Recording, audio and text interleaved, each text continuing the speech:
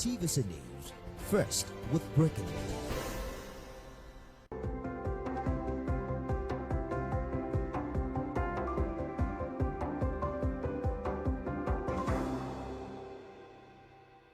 It's a beautiful Thursday morning here in Lagos. Good morning, everyone, and welcome to the program. The countdown is on. It's day 356, some 3 days to Christmas, and it's 9 days to the new year.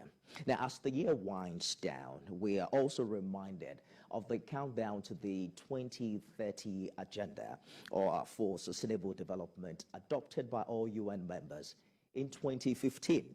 Now, there are 8 years left. Before that, much talked about UN achieving peace and prosperity for the people and the planet. The big question is, do we have enough time? Some would say our biggest hope and our brightest chance are in the youth. In Nigeria, they make up roughly 70% of the population, so nothing can be done without us.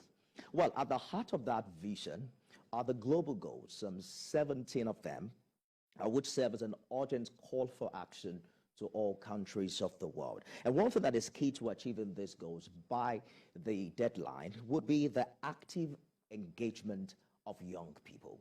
And that's perhaps what we're talking about on the show this morning. Consider these a youth dialogue for sustainable development goals.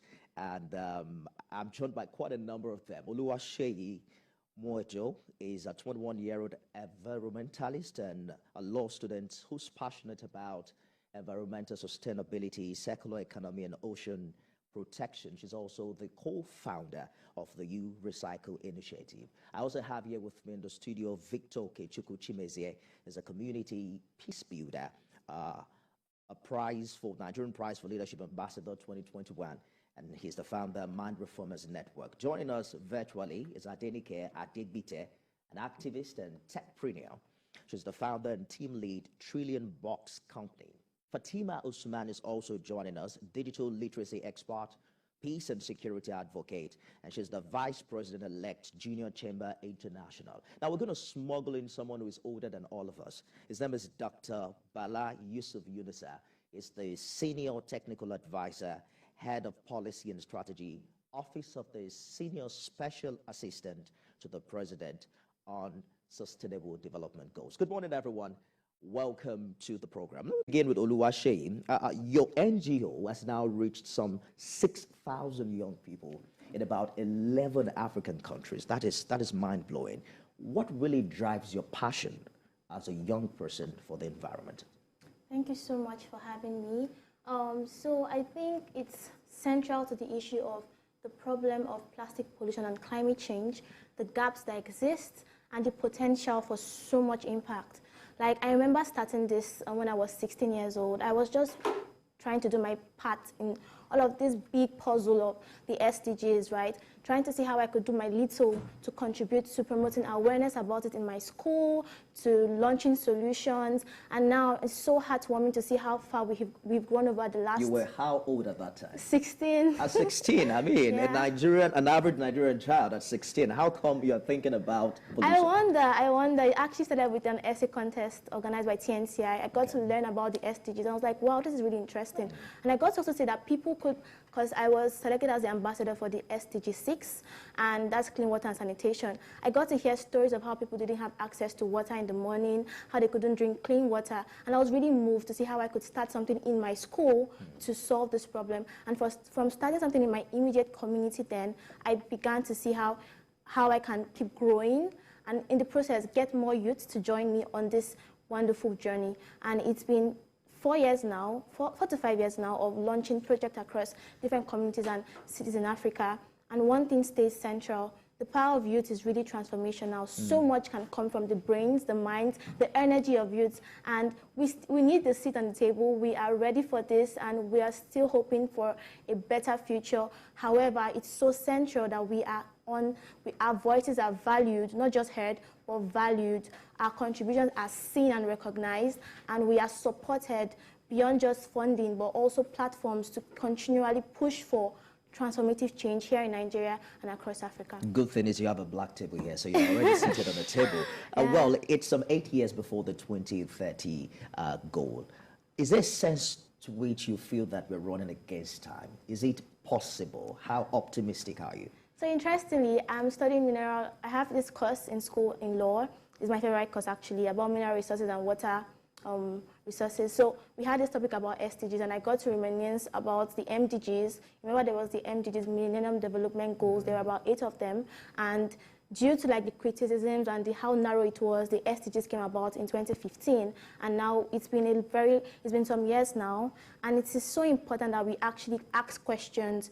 Where are we right now as Nigeria, as the world? What have we done and what needs to be done?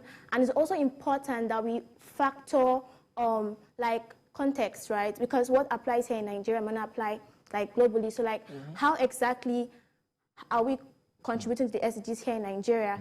What are the gaps in place? How can we learn from our mistakes? How can we learn from our progresses? And how can we use that to push forward, ensuring that every single year counts, every single month counts, every single minute counts in solving this problem? And it's all based on a good foundation of knowledge, right? Knowledge from our stories. Okay, what are the stories of these people that are affected by these issues? And stories and knowledge from capacity building. How can we build the capacity of youth and other stakeholders in this space to be well prepared to solve this problem, to ensure that we maximize the time we have right now. Indeed. And lastly, just to emphasize how important youth are to this SDGs, sustainable development in simple terms is development that meets the needs of the future, meets the needs of the present without compromising the needs of the future. Like the fact that it understands how crucial it is that whilst we are developing ourselves currently, developing our states, our countries, we ensure that we do not compromise the ability of future generations to meet our needs. So like my children, I myself, and generations to come, they get to experience Earth as it is. They get to have opportunities. They get to have access essentially to most of the things we're doing right now, especially in regards to climate change and the planet. Absolutely. So we have Sheyi here to talk to us about all of the issues surrounding environment and climate change. Sheyi, quickly, let's break this down, particularly when we talk about the role of young people in protecting the environment. How do young people take practical steps, for instance, in reducing the plastic footprints? What can we begin to do differently from our own places? You know, some people will say, well, I didn't have the opportunity to come on TV to talk to people, but everyone has a role to play, right? True. True. Okay, so I'm excited to share that recently we launched this campaign called the Plastic Wise campaign. The goal is we're trying to build the biggest campus movement in Nigeria, geared towards tackling plastic pollution and making plastic pollution more interesting to solve for young people, because this is something that people don't really want to talk about. We just see it on our streets, we scrunch our face, and that's just it.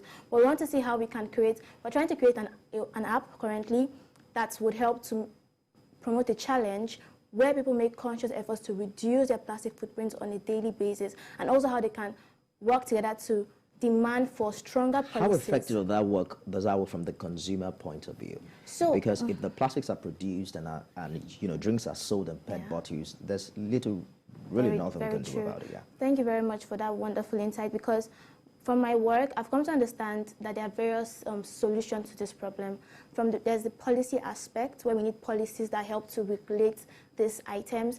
There is the behavioral change aspect and awareness and education, and that's where my organization is playing a role. We're trying to see how we can create more awareness about this problem, especially through creative means, because we want to make this more interesting for young people to take part in, right? Okay. And that's why we're currently trying to see how we can leverage technology to see how we can get them to take on a challenge to reduce their plastic footprint. And also, we're also leveraging capacity building. Currently, Plastic Wise has a fellowship angle where we're working with young women, right, to empower them, real solving plastic pollution. The goal is that we want to see them go on to launch solutions. For instance, we had a fellow from last year, our previous fellowship called African Youth for Environment, and currently he launched a project where he converted plastic bottles to a toilet, right, for a public school in Abuja, in Nasarawa. And that was really impressive, like, to see how much so can turn all these waste to useful things. So, good place to leave it. We have to go there. Well, we're really short on time. Oluwaseyi, you heard the position of the federal government and all of the plans that they have highlighted particularly in aiding and helping young people to assist in the fulfillment of these goals. But from your own advocacy experience as a youth activist, what are the on-the-field challenges, particularly for young people involving in climate action? Okay, thank you so much for that question. One thing I've come to understand is perspectives play a very powerful role in how we develop solutions. The need for us to develop solutions with the communities that we want to help, right? To co-create solutions with the communities that we want to help. So one thing that I constantly try to ensure that isn't a bottleneck for us when we're trying to develop solutions, to ensure that we actually hear the stories of our beneficiaries, understand their plights, and see how we can include them in the process of developing our solutions, right? And some advice we also had is probably like, personally, for instance, most of us are still in school, still trying to like balance what we're doing with SDGs and trying to make change in our communities. So time has also been a kind of problem, but we understand how it's so important. The work we're doing is so important to like shaping the future we want. And also, sometimes I remember when I was starting my journey at the start, it was a bit hard to like get access to support in form of just being heard sometimes, or even in the form of finances, right? And then it's like very, very hard. But through capacity building, I was able to begin to leverage capacity building knowledge, skills to access more opportunities. So at the root of everything is the need to democratize knowledge and opportunities and skills to people at the grassroots doing remarkable work. Is it possible for the President or Office of President to like recognize the work done by youth across the country in sustainable development, to talk about their stories, they're already doing a lot around that, like, and also even when we want to like launch solutions, they could collaborate with like this kind of these circles of youth, right, doing remarkable work for Nigeria and the world. Yeah. Fatima, than those who want to solve our problems for us. 10 seconds, your 4 questions. And so I just want to encourage you that if you want to get involved with the SDGs, start by asking yourself, how can I achieve the SDGs in my immediate community? How can I, through my present career or future career, contribute to the SDGs? And finally, how can I contribute to existing solutions through volunteering, participating, or supporting?